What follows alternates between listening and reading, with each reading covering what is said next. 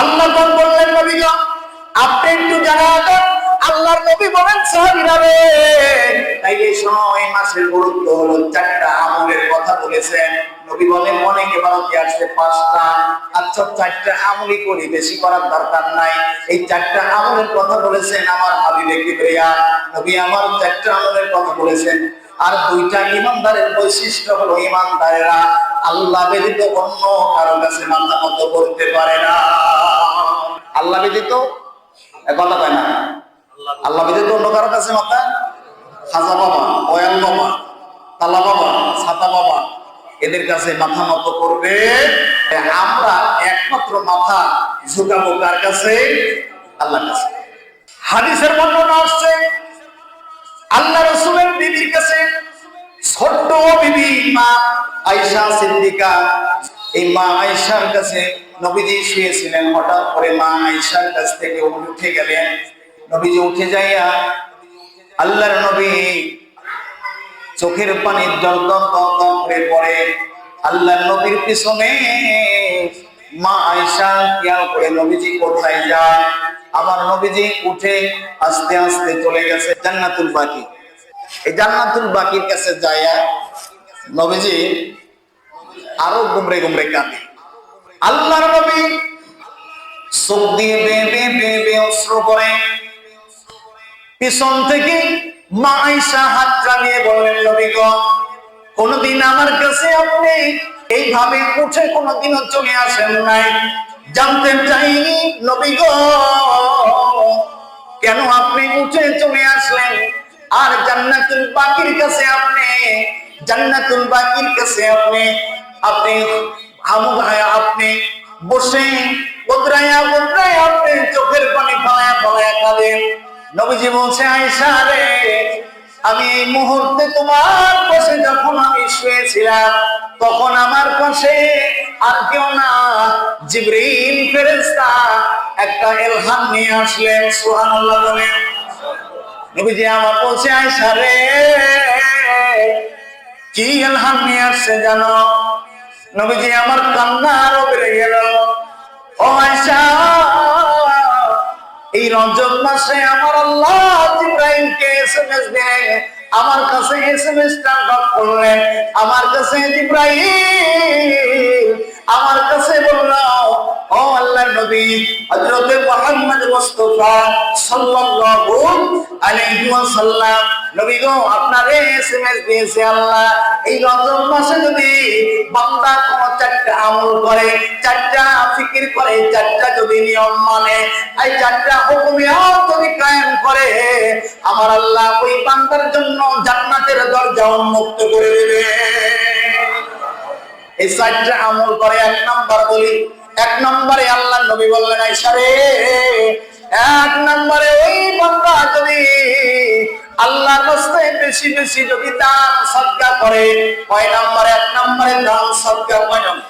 এক নম্বরে দান সদকা করবে। আয়েশা আমার তো এইরকম পরিমাণ সম্পদ নাই, আমার মক্কার মরি এই মদিনায় কত জনের সম্পদ আছে, কত জনের অর্থ আছে। আয়েশা আমার তো সম্পদ নাই, আমি আমার আল্লাহর কাছে সম্পদ চাইলে আমার আল্লাহ আমার সম্পদ দিয়ে ভরপুর করে দিত, কিন্তু কিতাবের মধ্যে আছে অধিক সম্পদ আমার জাহান্নামে নিয়ে যাবে, অধিক সম্পদ জাহান্নামে নিয়ে যাবে। কিন্তু আয়েশা আল্লাহর নবী আয়েশারে বলছে আয়েশা রে তাইলে শোনো না আমার কাছে জিবরিল আয়েশা বলল ইয়া রাসূলুল্লাহ ইয়া হাবিবাল্লাহ চারটা আপনার জন্য উপহার, চারটা আমল যদি আপনার উম্মতেরা করে আমি জিবরিল সম্পদ অর্থ যদি দিনের জন্য কেউ যদি খরচ করে ও জিবরিল রে আমি তো জিবরিল রে বললাম আয়েশা আমার তো সম্পদ আল্লাহ দেয় নাই, আমার তো অর্থ দেয় নাই, আমি এই জন্য আল্লাহর দরবারে এত পরিমাণ কান্না করছি। আমার মনে হয় এই মাসে যদি আমার সম্পদ থাকতো আমি পুরা সম্পদ আমার দিনের জন্য নিজের জীবনের সব সম্পদ সঞ্চয় যদি থাকতো আমি সব দিনের রাস্তায় খরচ করে দিতাম। দ্বিতীয় নম্বরে আয়েশা আল্লাহর নবী আয়েশারে বলছে আয়েশা রে দ্বিতীয় নাম্বারে তাইলে শোনাও, এই মাসে যদি কোনো বান্দা আল্লাহর কাছে চায়, আল্লাহর কাছে চায়, আমার আল্লাহ ওই বান্দারে ফিরায় না। বলেন তো ওই রাত্রি সবে বরাতের রাত, এই রাত্রিতে কোন বান্দা যদি নেক আমল করে, একটু পরিমাণ কোরআন পড়তে পারেন না, কিন্তু কোরআন পড়তে পারেন না, কোরআন চাপুকে জড়ায় বলছেন মালিক, তাইলে আমি তো কোরআন পড়া শিখি নাই আল্লাহ। কোরআন যদি জয়া কোনো বান্দা যদি কোরআনটা শুরু খায়, বুকে লাগায়, চোখে লাগায়, আল্লাহ মাফ করলে বান্দার চোখের গুনাহ, গায়ের গুনাহ, শরীরের গুনাহ আল্লাহ মাফ করে দেয়। ওয়াজাব আলাল্লাহ ইয়াউমাল কিয়ামাতি আন-নার, বলেন তো কিয়ামতের দিবস কি আরামের জায়গা হবে না কঠিন কঠিন আযাবের জায়গা? কোন বান্দা যদি এই রাত্রিতে রজব মাসে এক রজব সবে বরাতের রাত্রিতে 2 রাকাত নামাজ পড়বে, কয় রাকাত? তাই বলে আবার 2 রাকাতই পড়েন না, বেশি পড়া যায়। অনেকেই যত পারেন আপনি 20 রাকাত পড়েন, আপনি 10 রাকাত পড়েন। বান্দার জন্য এসএমএস, জিবরাইল বলে ইয়া রাসূলুল্লাহ আপনার জন্য, আপনার উম্মতের জন্য। দ্বিতীয় নাম্বার, কোন বান্দা যদি এই রাতে ইবাদত করে, আল্লাহ পাক তার ভাগ্যের পরিবর্তন দিয়ে দিতে পারেন। সুবহানাল্লাহ বলেন না? আল্লাহ পাক বললেন, জিবরাইল বলে নবী গো এসএমএস দিলাম আপনার বান্দার জন্য। তৃতীয় নাম্বার এসএমএস, ওই বান্দার জন্য সুসংবাদ, ওই বান্দা যেন ওই মাসে বেশি বেশি রোজা রাখে।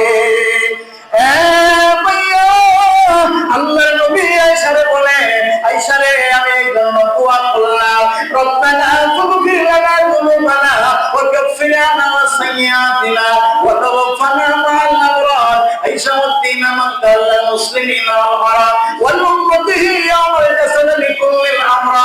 জোরে বলেন সুবহানাল্লাহ। ও আয়েশা তাইলে শোনো না, আমি দোয়া করলাম আমার উম্মতদেরকে আল্লাহ এই মাসের উসিলায়, এই রাতের উসিলায় আমার উম্মতদেরকে আপনি মাফ করে দেন। নবী বলেন, আয়েশা রে আমি মিরাজে গেলাম রাত্রিতে, আমি কত জায়গায় সফর করলাম, আমি যা দেখলাম প্রথম আসমানে দেখলাম আমার নাম দিয়ে ডিজাইন করা, আমার নামের ডিজাইন করা। চতুর্থ আসমানে গেলাম আমার নামের ডিজাইন করা। ষষ্ঠ আসমানে গেলাম আমার নামের ডিজাইন করা। আয়েশা রে আমি আল্লাহকে বলছিলাম, মালিক রে ইয়াউমাল কুসরি আনতা ইল্লাল কাসাদার আল্লাহ ইয়াউমাল জান্নাতা আল্লাহ। জোরে বলেন আল্লাহু আকবার। আয়েশা তাইলে শোনো না, আমি আমার আল্লাহকে বলছিলাম, মালিক আমার নামের ডিজাইন করছেন, আমার তো ভালো লাগে না, আমার দেখে মজা লাগে না, একটাবার আপনি আমার সালাম দিলেন, আমার উম্মতদেরকে একটা সালাম দিলেন না। আয়েশা এই রাত্রিতে আমি এই জন্য দোয়া করলাম, আমার গুনাহগার উম্মতদেরকে আপনি এই রাত্রিতে উসিলায় তাদের তাকদীর, তাদের নসিব আল্লাহ আপনি পরিবর্তন করেন। আমি জিবরিলের কথা বিশ্বাস করি। বলেন তো ফেরেশতারা মিথ্যা বলে? ফেরেশতা জিবরিল বলেন, ইয়া রাসূলুল্লাহ ইয়া হাবিবাল্লাহ, আজ একটা সুসংবাদ। 4 নম্বরে এই রাতে যারা রোজা রাখবে তাদের জন্য কি পরিমাণ আমলনামা দিবে। রোজাদারকে আল্লাহ নিজ হাতে পুরস্কার দিবে। কে বলেন?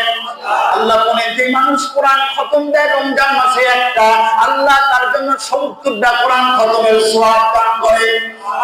কোন ব্যক্তি যদি 1 টাকা দান করে এই মাসে, আল্লাহ তার জন্য বেনিফিট কেমন দেবে? 1 টাকা দান করলে 70 টাকা দান করার সওয়াব। মুসলমান বলেন তো, ভাইয়া করে হাত দিয়ে বলেন তো, এই মাসের ফজিলত আল্লাহ সর্বোচ্চ বেশি দিয়েছে না কম দিয়েছে? তাইলে পরে আল্লাহ পাক বলেন 4 নম্বরে ওই বান্দার জন্য সুসংবাদ। নবী আমার বলে, আয়েশা রে আল্লাহ পাক এই মাসে যাদের পিতা মাতা কবরে, আয়েশা আমার আব্বার হাত আমি ধরতে পারি নাই, আয়েশা আমি আমার আব্বারে কোনোদিন দেখি নাই, বংশায় আমার মদিনার অলিতে গলিতে আমি ঘুরছি, আমি দেখছি আমার এরকম চোখে দেখছি কোন বাচ্চা যদি অসুস্থ হতো, ওই বাচ্চার বাবা দৌড়াইয়া ওষুধ দিতে যাইতো কেটায়। ওই বাবার অসুস্থ হইলে কতজন কত বাবা সন্তানের জন্য পেরেশানি দেখতো, কিন্তু আমি নবী আমি কোনোদিন আমার বাবারে দেখি নাই। আমি আজকে আমার উম্মত যারা এতিম আছে তাদের জন্য দোয়া, যদি আমার উম্মতেরা যদি বলে রব্বির হামহুমা কামা রাব্বায়ানি সগীরা। কোন বান্দা যদি বাবা মার জন্য দোয়া করে আর আল্লাহর ঘরে যায়, আল্লাহ পাক তার জন্য পুরস্কার কেমন দিবে? সুবহানাল্লাহ বলেন না? বাবা আমার জিন্দেগির গুনাহ মাফ করবে, আমরা চাই কি চাই না? এটা আমল করতে চাই কি চাই না? আলহামদুলিল্লাহ।